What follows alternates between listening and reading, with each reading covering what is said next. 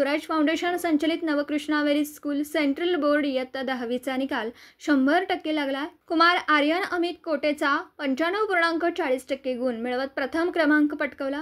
कुमार जयेश जयप्रकाश भोसले हा विद्यार्थी 94.20% गुण मिळवत द्वितीय क्रमांकाला, तर कुमार वृषभ रवींद्र पवार हा विद्यार्थी 93.20% गुण मिळवत तृतीय आला।